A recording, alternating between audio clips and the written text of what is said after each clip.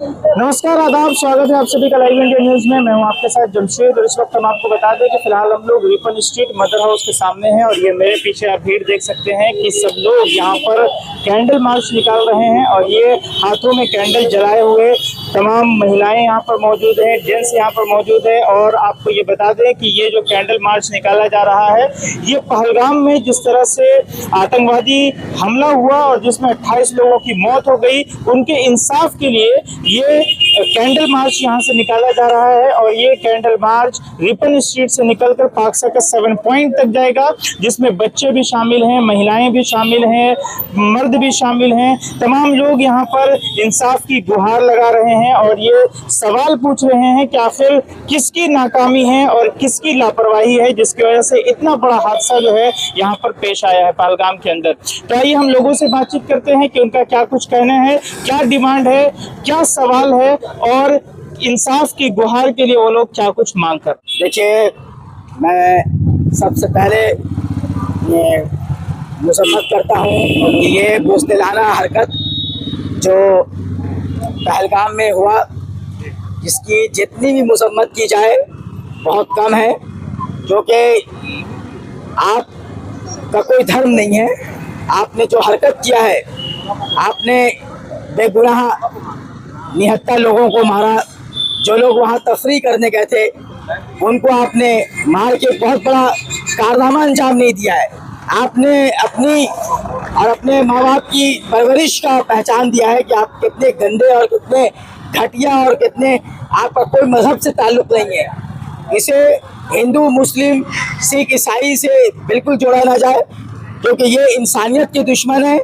इनका कोई मज़हब नहीं है, ये लोग दुश्मन हैं इंसानियत के। और जो काम इन्होंने किया है उसके पूरे हिंदुस्तान के तमाम लोग इसकी निंदा कर रहे हैं, इसको कंडम कर रहे हैं। और आज हमारा पीस लविंग सिटीजन फोरम इसकी भरपूर मजम्मत करता है।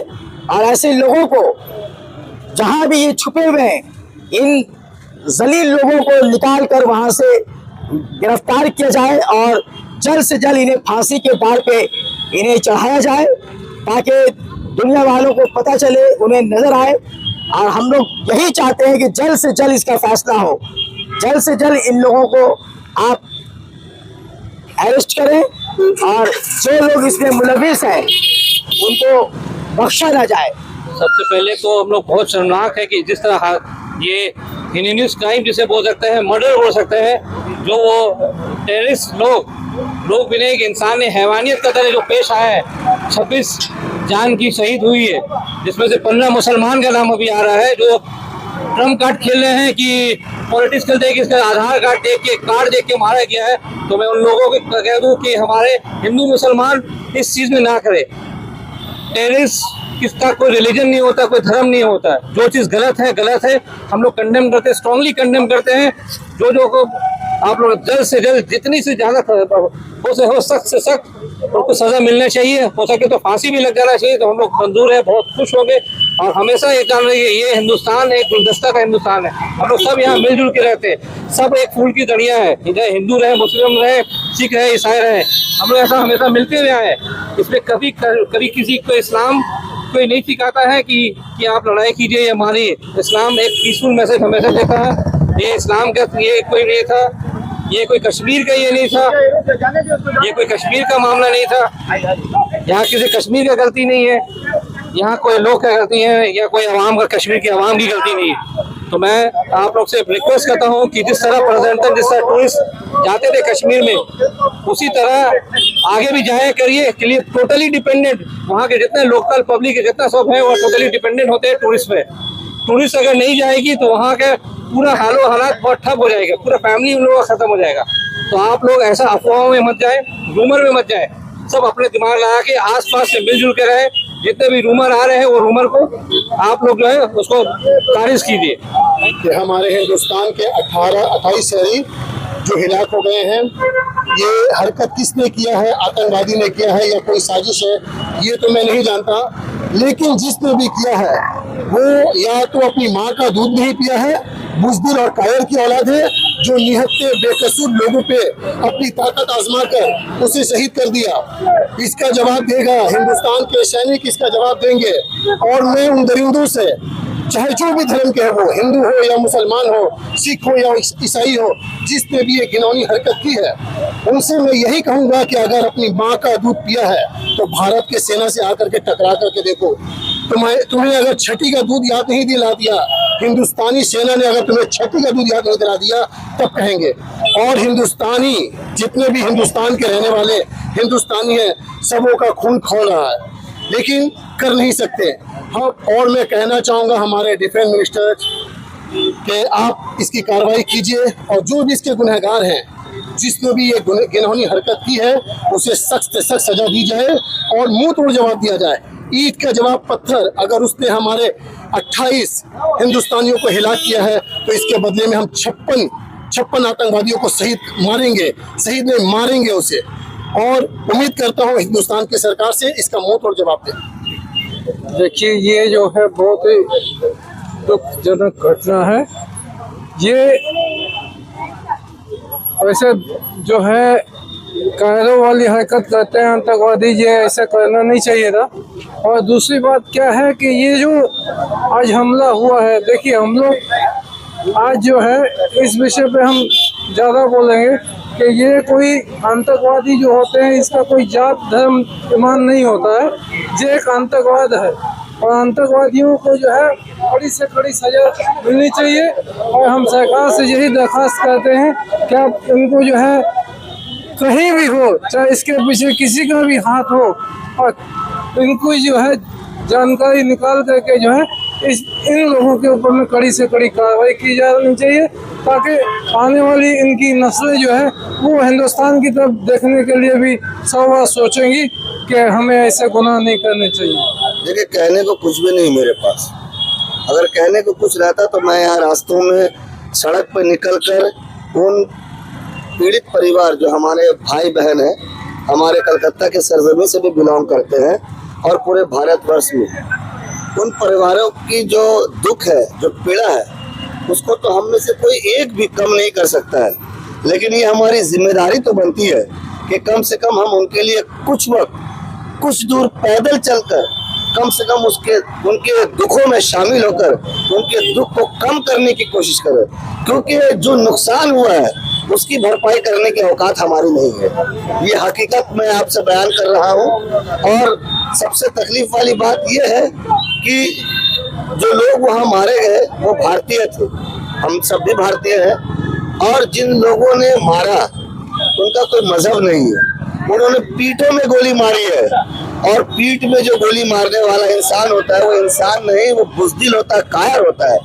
अगर उन लोगों में इतना दिलेरी था तो हमारे जो तैनात सिपाही थे उन लोगों से लड़ते जाकर, तब समझ में आता कि भारत के माओं ने अपने बच्चों को किस चीज का दूध पिलाया है, तब समझ में आता है। मैं केंद्र सरकार से आग्रह करता हूँ, ये अपील करता हूँ कि तमाम राजनीतिक बयानों को किनारे रखकर एक सर्वदलीय बैठक बुलाकर इस घटना को अंजाम तक पहुंचाने के लिए जो भी कार्रवाई करना पड़े, चाहे इसके लिए और भी भारतीयों के खून की आहुति देना पड़े, हम तैयार हैं।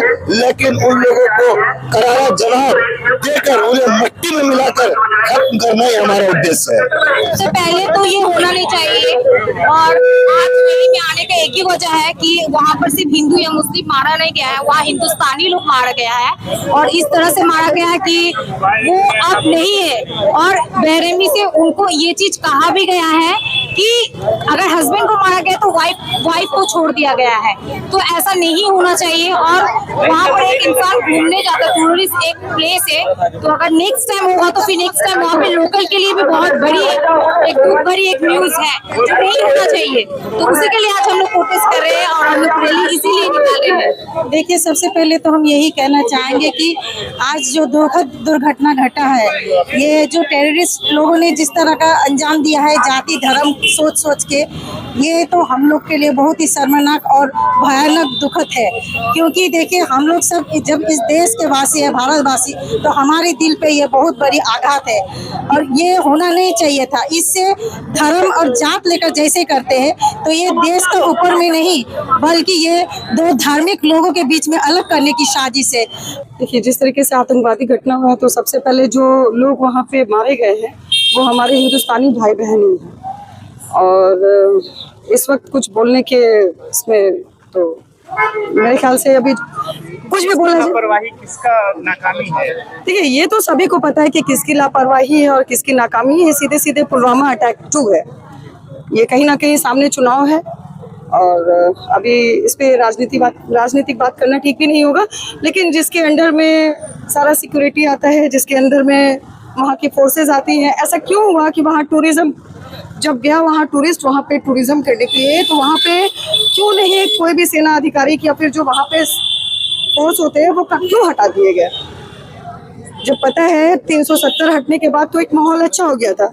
क्या कहा गया था कि 370 हटने के बाद अब कश्मीर सेफ है, आतंकवाद खत्म हो चुका है। तो फिर ये आतंकवादी हमला अगर हुआ है तो ये कहीं ना कहीं सीधे केंद्र सरकार की लापरवाही है और कुछ भी नहीं। और इसकी लापरवाही अपने सर पे लेना चाहिए, किसी के ऊपर, किसी पार्टिकुलर कौम के ऊपर नहीं थोपना चाहिए। बहुत अफसोस की बात है जो भी पहलगाम में हुआ।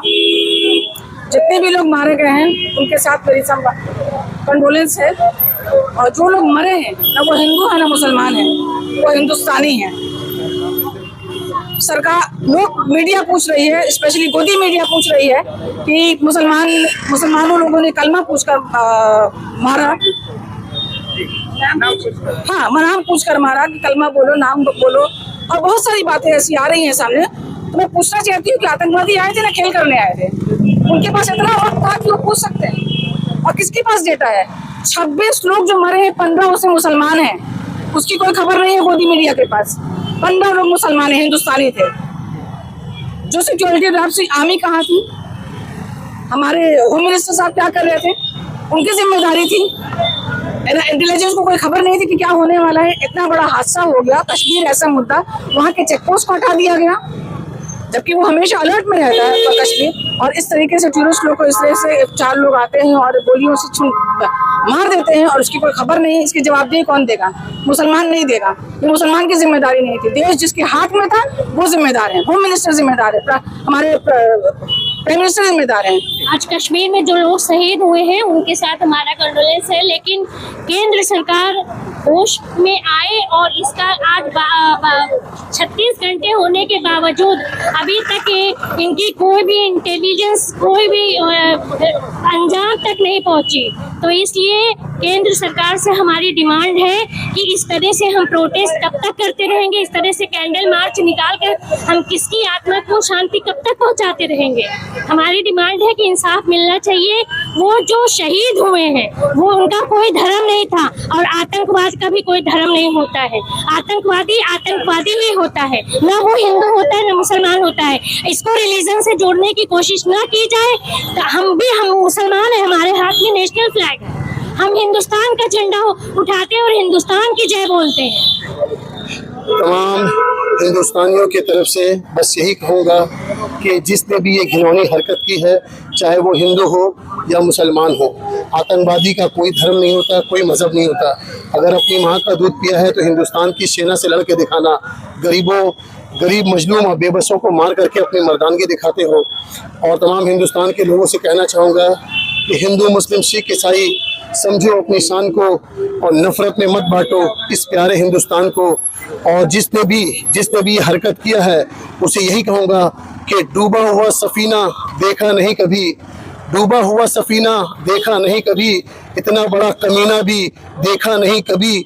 मारे जो मासूम लोगों को अपने वतन में, इतना बड़ा नबीना अक्ल का देखा नहीं कभी।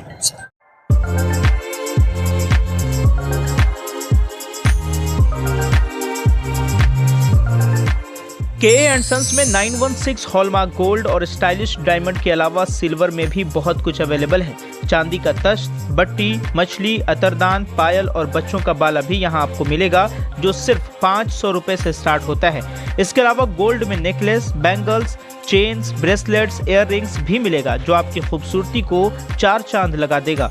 तो जल्दी कीजिए, इनका एड्रेस है 16/1B Topsia road, south Kohinoor market, Kolkata 46। Contact number है 8100 650 651।